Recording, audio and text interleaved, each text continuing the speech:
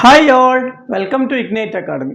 ഇന്ന് നമ്മളിവിടെ ഡിസ്കസ് ചെയ്യാൻ പോകുന്നത് 10th സ്റ്റാൻഡേർഡ് CBSE ഫിസിക്സിലെ ഇലക്ട്രിസിറ്റി എന്ന് പറഞ്ഞ ചാപ്റ്ററാണ്.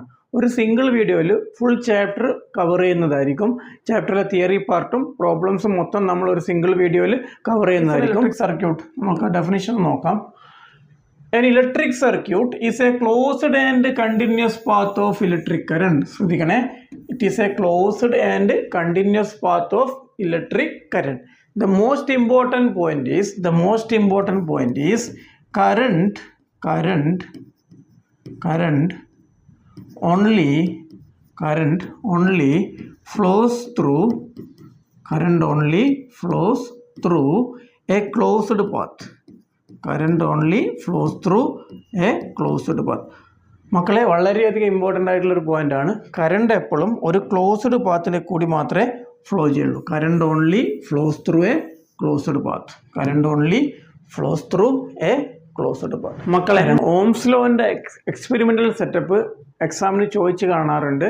അപ്പോൾ അത് ഞാനൊന്ന് ജസ്റ്റ് നിങ്ങൾക്ക് ബ്രീഫ് ചെയ്യുന്നുണ്ട്. മിക്കവാറും ചോദിക്കാൻ സാധ്യതയുള്ളൊരു ക്വസ്റ്റൻ ആയതുകൊണ്ട് ഞാനത് പറയുന്നുണ്ട്.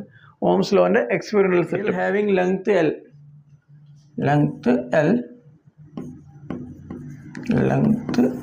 L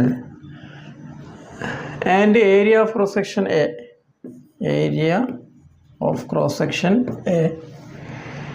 has a resistance of 4 ohm.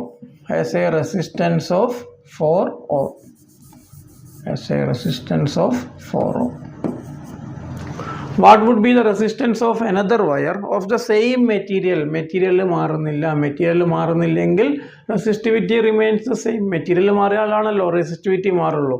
Material മാറിയില്ലെങ്കിൽ resistivity മാറില്ല.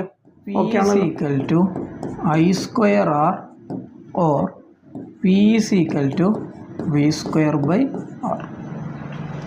എല്ലാ ടേംസും നമ്മൾ ഓൾറെഡി പറഞ്ഞു കഴിഞ്ഞതാണ്. അതിലൊക്കെ ടേംസ് ഉണ്ട്. അപ്പോൾ ഇത്രയാണ് മക്കളെ നമുക്ക് ഈ ചാപ്റ്ററിൽ മൊത്തം പഠിക്കാനുള്ള ടോപ്പിക്സും ഇക്വേഷനും ഫുൾ കാര്യങ്ങൾ നമ്മുടെ യൂട്യൂബ് ചാനലിൽ അപ്ലോഡ് ചെയ്തിട്ടുണ്ട്. ഒരു സിംഗിൾ വീഡിയോയിൽ ഫുൾ ചാപ്റ്ററും നമ്മുടെ യൂട്യൂബ് വീഡിയോ ചാനലിൽ അപ്ലോഡ് ചെയ്തിട്ടുണ്ട്. അപ്പം ഞാൻ താഴെ ഡിസ്ക്രിപ്ഷനിൽ അതിൻ്റെ ലിങ്ക് കൊടുക്കാം. നിങ്ങൾക്ക് അവിടെ പോയിട്ട് ഫുൾ ചാപ്റ്ററും തിയറി പ്ലസ് പ്രോബ്ലംസ് നിങ്ങൾക്ക് കാണാൻ പറ്റുന്നതാണ്. ഓക്കെ.